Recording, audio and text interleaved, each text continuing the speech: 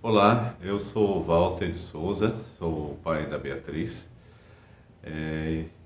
Eu estou aqui para a gente falar um pouco de narrativa infantil. Bom, para começar, esse próprio nome a gente usa para se referir à literatura feita para crianças, né? Mas eu não concordo muito com essa ideia de que exista uma narrativa infantil, né? Então eu vou dizer aquilo que eu disse antes, como diria o Raul Seixas, né?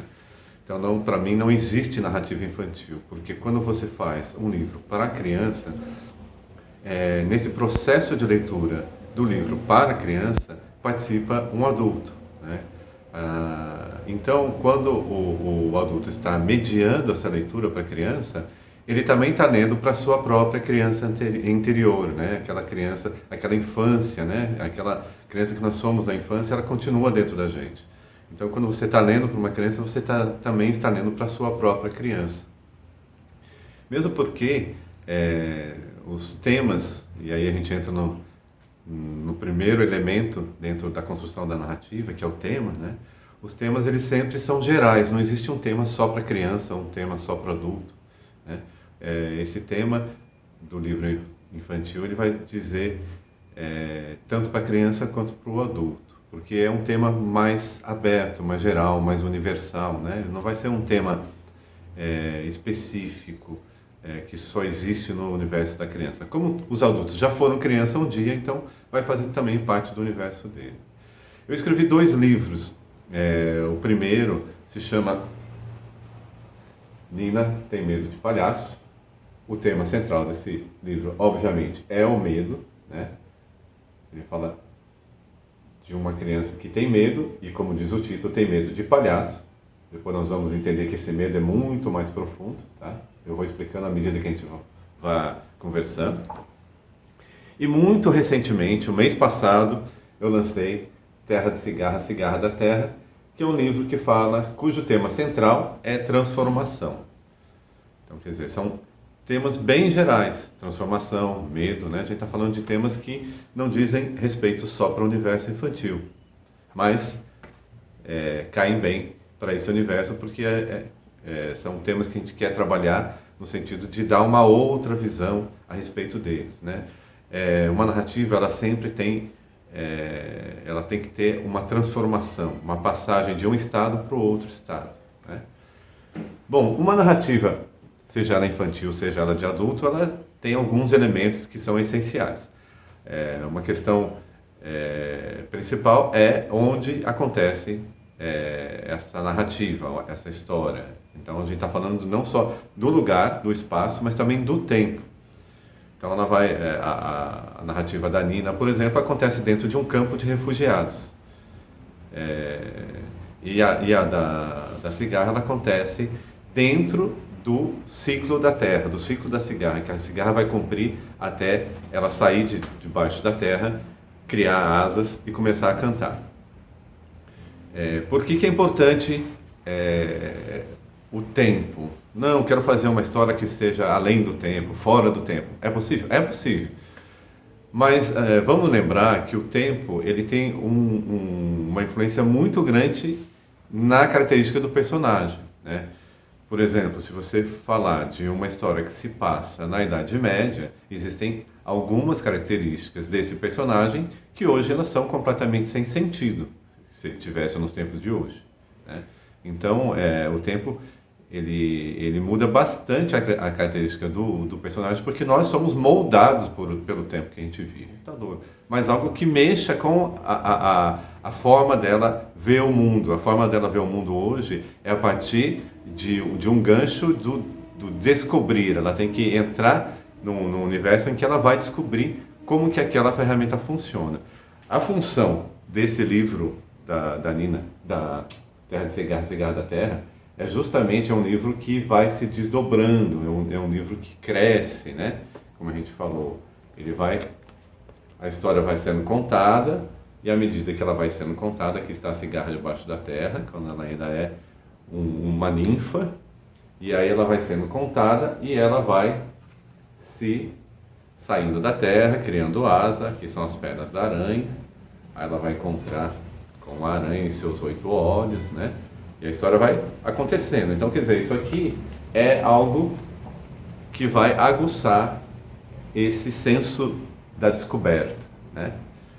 Aí você fala, aí alguém vai falar assim, mas o livro da Nina é um livro convencional, que tem a historinha com começo, meio e fim, o que existe de apelo do tempo nessa história? É uma história que acontece num campo de refugiados, ou seja, para uma criança estar num campo de refugiado, algo muito grave aconteceu. No caso da Nina, ela perdeu a casa.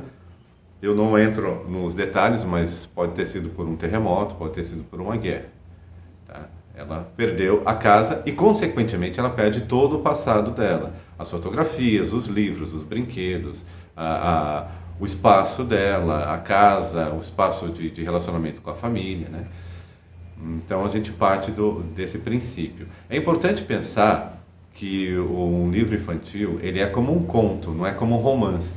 O romance dá tempo de você construir a característica a personalidade, essas características do personagem, até chegar num ponto crítico, né? Num livro infantil não dá tempo para isso, como no conto também não. Então, geralmente, ele já acontece num momento grave na vida desse personagem, né? No caso da Nina, acontece já no momento em que ela está vivendo dentro de uma barraca, no campo de refugiados, e ela olha para o teto da barraca e lembra que aquilo parece um circo, e ela lembra do medo de palhaço que ela tem.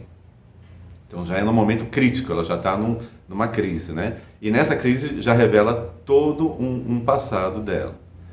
Tá? No Terra de Cigarra, essa cigarra ela está dentro da Terra e ela tem que cumprir um ritual biológico para poder sair da Terra, né, e continuar o seu ciclo.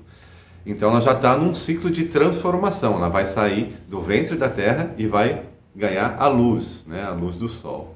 Então já é um impacto muito grande. Então uma história infantil sempre já tem que começar nesse pico, né? Ele não tem tempo de ir construindo as características do personagem até que chega uma hora em que ele dá o estalo e ele sai, né? Então já começa nessa crise. Toda narrativa, para ser uma narrativa de fato, ela precisa ter um problema, né? Esse problema ele tem que ser definido a princípio, porque a partir desse problema é que vão se desenrolar os fatos da narrativa, né? Se não tiver um problema, a narrativa não acontece. É uma narrativa como é a nossa vida cotidiana. A gente acorda de manhã, toma café, escova os dentes, vai assistir série, volta, estuda um pouquinho, almoça, e à tarde dá um rolê, e aí à noite vai dormir. Quer dizer, não existe história, existe uma sequência de fatos, né? Para haver história ou para haver narrativa precisa ter um problema. E esse problema tem que vir logo na sequência desse clímax, né, onde começa a história. A Nina tem medo de palhaço, ela olha para a barraca, lembra de um circo, começa a ficar com medo, e o que acontece? Ela ouve as crianças gritando lá fora da barraca, e a hora que ela sai, achando que vai ser um alívio da tensão que ela está passando, ela dá de cara com uma palhaça. E aí ela fala assim, não vou sair de casa, vou ficar aqui. Mas vocês lembram que ela tinha medo de palhaço? E aí ela tem uma grande descoberta.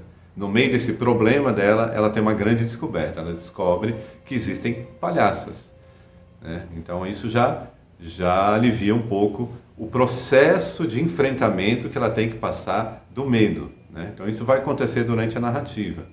O problema, ele exige uma resposta do personagem, né? Seja ele principal, geralmente uma história ou infantil tem um personagem principal, ou dois, ou três, mais que isso vira uma escola de samba, né? Nada evolui, a não ser as alas dançando, né? Então é preciso que esses personagens passem por esses processos.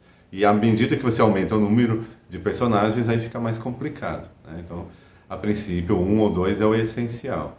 E nesse processo de evolução, a partir desse momento, desse problema, ele tem que desenvolver isso e chegar a uma solução no final. Essa solução não precisa ser definitiva, não precisa ser algo que resolva a vida dela. A Nina, por exemplo, eu estou falando da Nina e não estou mostrando aqui as imagens, né?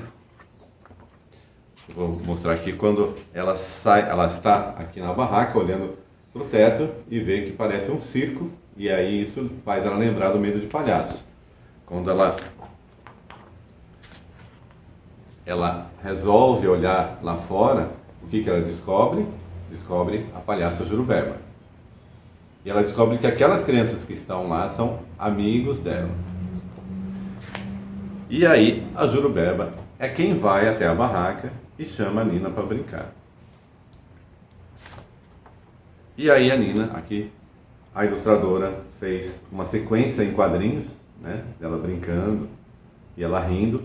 É interessante, gente, que isso aqui era texto. Quando eu fiz a história, isso aqui era um texto. E conversando com a ilustradora, ela falou assim, vamos fazer uma sequência que, em vez de encher de palavras, a gente mostre essa evolução dessa personagem, ela perdendo o medo da palhaça, que eu achei fantástico, né?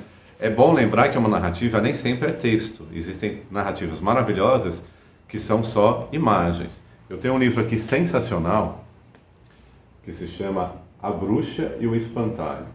É sensacional porque as ilustrações são lindas, né? E ela é toda uma narrativa sem... Olha só, esse é o espantalho. É uma narrativa... E essa... A bruxa. E ela não tem uma palavra. Toda a história, que é uma história linda, por sinal. E é interessante que uma história sem texto é uma história que requer muito mais... Olha essa convenção de bruxas aqui, que maravilhoso.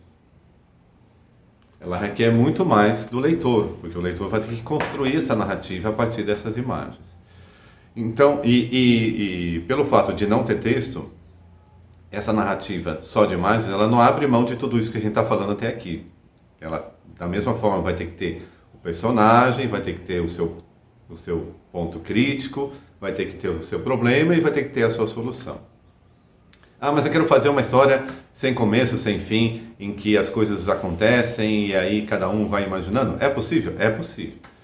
Só que você primeiro precisa ensinar o leitor a fazer essa outra forma de ler a narrativa, né? Então, para isso, na literatura infantil é um pouco mais difícil. Não é impossível, mas é um pouco mais difícil, porque você tem que desconstruir uma visão de mundo que até então ela aprendeu a ter, né? Então você precisa desconstruir isso para poder propor algo que seja de fato revolucionário, que não tenha essa estrutura cronológica, essa coisa toda. Mas é possível também. Bom, para finalizar, temos essa solução. Essa solução ela sempre demonstra uma evolução daquilo que era o personagem principal no início, né? Ele precisa dar um salto, né? Um salto quântico. E aí cumprir a sua evolução dentro dessa narrativa.